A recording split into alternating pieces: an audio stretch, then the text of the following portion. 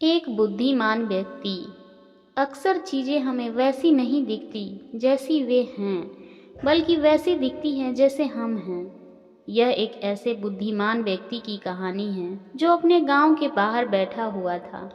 एक यात्री उधर से गुजरा और उसने उस व्यक्ति से पूछा, इस गांव में किस तरह के लोग रहते हैं? क्योंकि मैं अपना गांव छोड़कर किसी और गांव में बसने की सोच रहा हूँ। तब उस बुद्धिमान व्यक्ति ने पूछा, तुम जिस गांव को छोड़ना चाहते हो उस गांव में कैसे लोग रहते हैं? उस आदमी ने कहा, वे स्वार्थी, निर्दयी और रूखे हैं।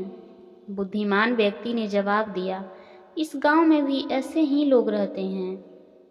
कुछ समय बाद एक दूसरा यात्री वहां आया और उसने उस बुद्धिमान व्यक्ति से वही सवाल किया। बुद्धिमान व्यक्ति ने उससे भी पूछा, तुम जिस गांव को छोड़ना चाहते हो उस गांव के कैसे लोग रहते हैं? उस गांव में कैसे लोग रहते हैं? उस यात्री ने जवाब दिया, वहाँ के लोग विनम्र, दयालु और एक दूसरे की मदद करने वाले हैं।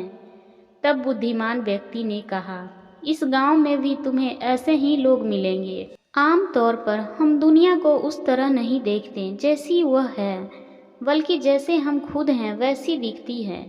इस कहानी से शिक्षा मिलती है कि ज़्यादातर मामलों में दूसरों लोगों का व्यवहार हमारे व्यवहार का आईना होता है। अगर हमारी नीयत अच्छी होती है तो हम दूसरों की नीयत भी अच्छी मान लेते हैं। हमारा इरादा बुरा होता है तो हम दूसरों के इरादे को भी बुरा मान लेते हैं। आशा करती हूँ आपको ये कहानी पसंद आई होगी। इस कहानी पर आपकी क्या राय है हमें कमेंट करके ज़रूर बताइए। कहानी पसंद आई हो तो लाइक और शेयर करना ना भूलें। चैनल पर नए हैं तो प्लीज़ सब्सक्राइब करें।